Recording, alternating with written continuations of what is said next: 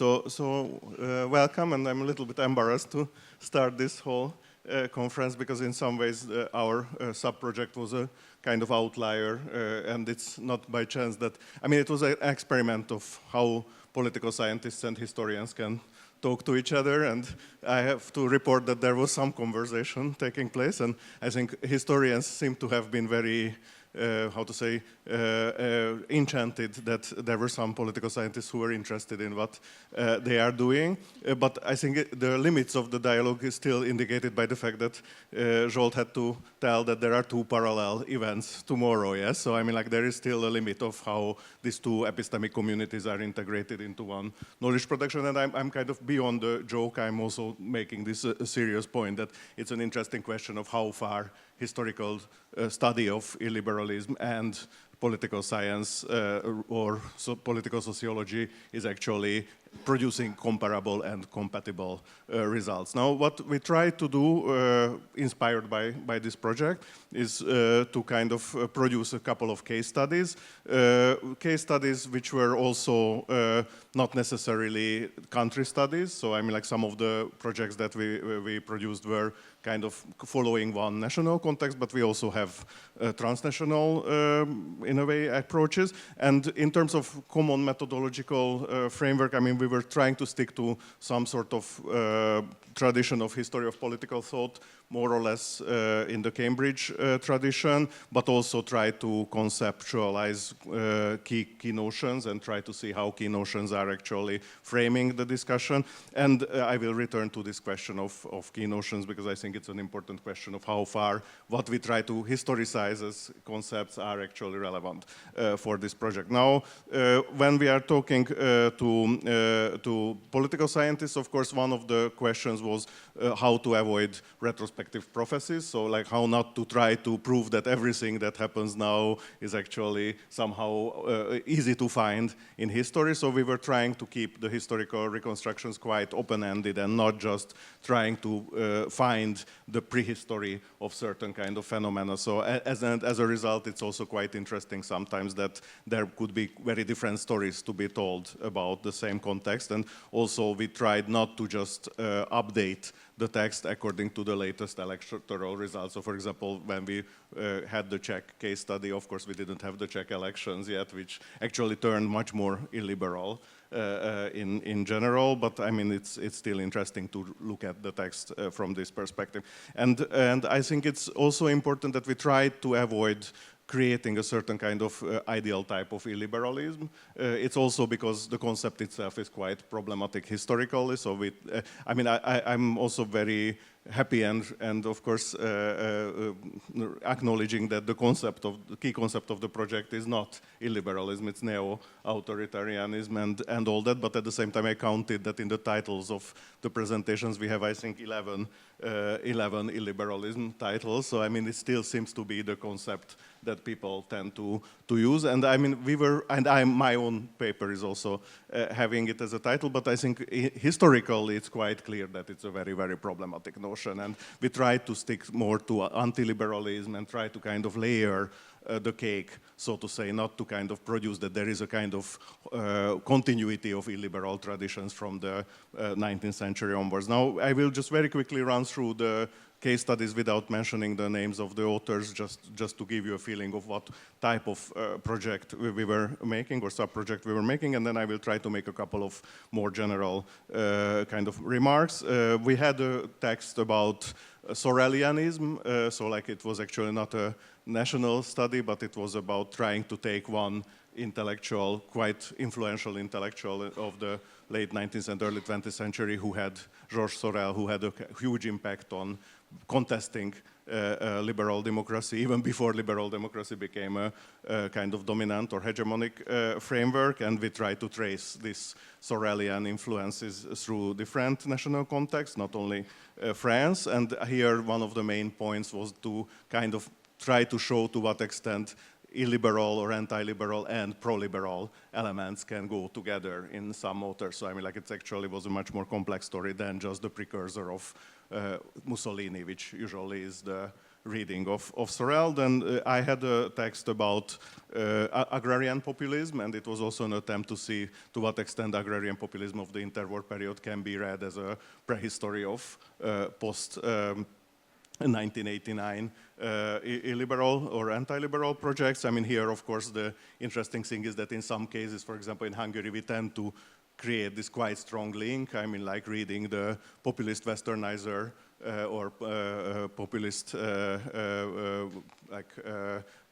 modernist debate of the, or urbanite debate of the interwar period, the prehistory of the 1990s culture war. In some other cases, this agrarian populist tradition is more or less kind of lost from sight, and I was trying to see to what extent agrarian populism is a prehistory of contemporary populism, so to say. Like, is there any kind of historical connectivity? Then we have a text about Austrian authoritarian tradition, basically looking at late 19th century onwards and trying to see to what extent FPÖ historicity can be traced back to Karl Lueger and Viennese ethnopopulist politics and xenophobic political mobilization at the early 20th century, and to what extent national liberalism in the Austrian case, which was markedly nationalistic and at some point also ethno-nationalistic, is a prehistory of illiberalism. Yeah? So is there a continuity between some versions of liberalism and some versions of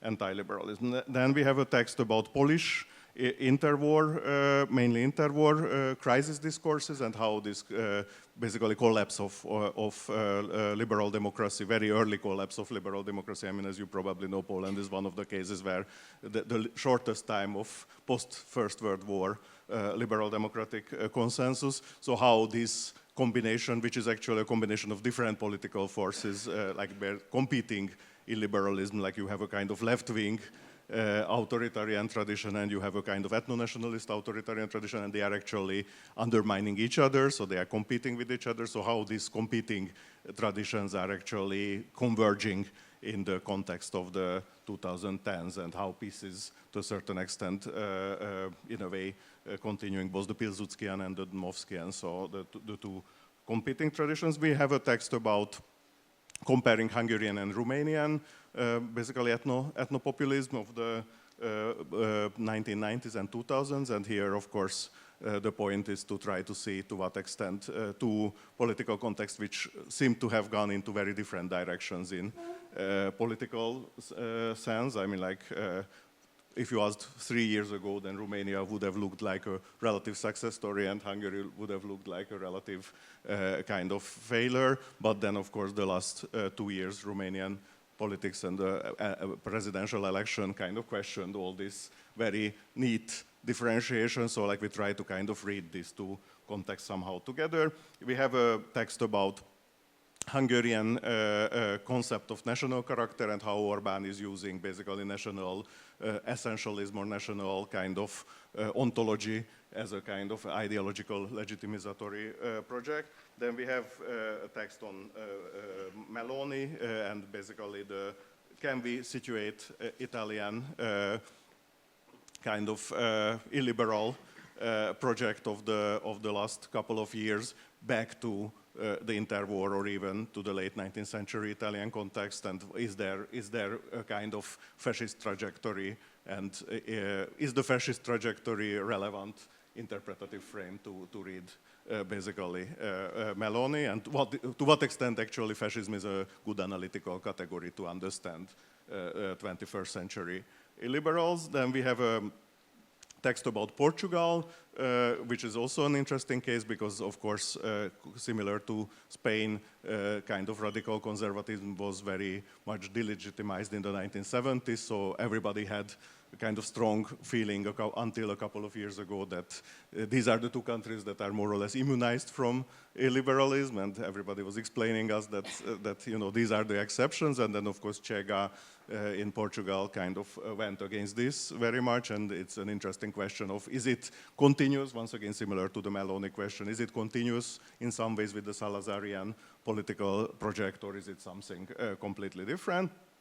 Then we have a case study on Spain, and the Spanish case is also very interesting because it's one of the cases where you can legitimately argue that there is also a left-wing illiberal project, and then we try to somehow see to what extent the left and the right illiberal projects are in dialogue, in some ways following each other's patterns, and how to read Sanchez basically from the perspective of this project, and also to raise the general question to what extent the left fits into this whole discussion, because very often, I mean, if you look at Western European studies of populism, then very long time, I mean, up to the early 2000s, like Kasmud's first text, I think, is from 2003 or 2004, when he was actually raising the question that maybe there is left-wing populism as well, but the historical narrative was very much a kind of historicization of the political science narrative was very much looking at the right.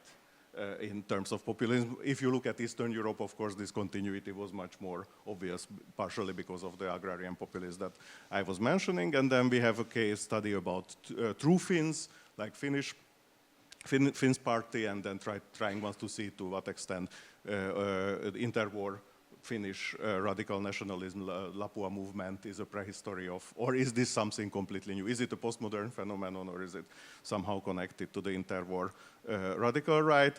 We have just a late coming, but now emerging text about Slovak illiberalism, and it's an attempt once again to see how to read the continuity of interwar, Mečiar, and Fico. Basically, that's the question.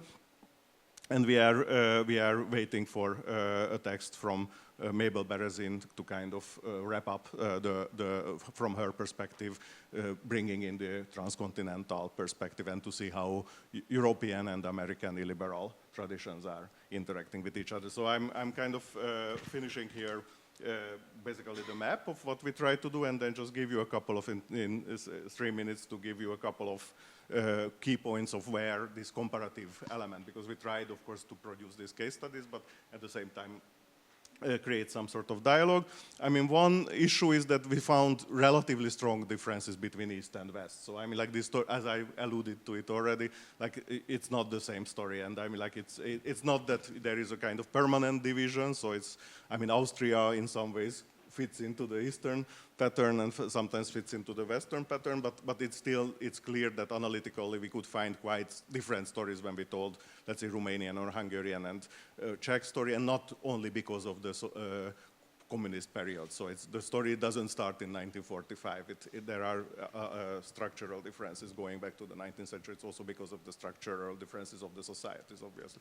Now, the other thing is that we found relatively many crisis moments, and this is an important interpretative element, that like, well, what are the crisis moments when this kind of illiberal projects are re-emerging, and it's not only one or two. So I mean, some of the projects started with 1873, so the kind of economic crisis, and we found some obvious connections between 2008 and this kind of economic crisis situations when you have a kind of collapse of trust in liberal institutions. Of course, at that point, it's not liberal democracy. I mean, liberalism and democracy are not convergent in the 19th century, but you have a kind of problematization of liberal elites, basically, and kind of lack of trust. But then we had a lot of other crisis moments, 1918, 1919, 1929, 30, obviously, 1945, 68, early 80s, and of course, these are basically modulating these stories that we are telling, but it's quite different, yes? I mean, like, 1980s in Western Europe is quite different than 1980s in Poland, obviously. So, but what is important here is that rather than a unilinear backsliding, we found rather this kind of waves. Yeah, so I mean, like, there is not one story that there is a moment of consolidation of liberal democracy and then all of a sudden it backslides. But what we find is that there is a kind of fine gradation of conversation, basically, between liberal and illiberal forces. And then two more things that I would like to quickly mention. One is that I already alluded to this, that we found that the left part of illiberalism should be much more taken seriously, and very often what we found historically is that we have this neither left nor right, to quote a famous book by Zev Sternhell, that kind of projects are quite important. Yes, so I'm like, what we are talking about is not right-wing illiberalism, but a kind of like projects that are trying to go beyond left and right. And then the other important thing is that symbolic geography is very important. Yes, so like how do you construct the East? How do you construct the West? How do you rewrite the relationship? And this is important not only from the perspective of Eastern Europeans, where it's quite obvious, like this negotiation with the West, but also for the West. And I think if you look at how in the last couple of years we have this kind of anti-Western Westernism in many of the kind of illiberal intellectual projects, then I think it's quite important that this is not something new. Yes, this goes back basically to the whole 20th century, and this instability of the construction, normative construction of East and West is one of the key elements of all this. So I'm finishing here, and I hope that somehow this kind of provocation worked for this project, and I hope that there will be some opportunity to continue this conversation as well. So thanks a lot.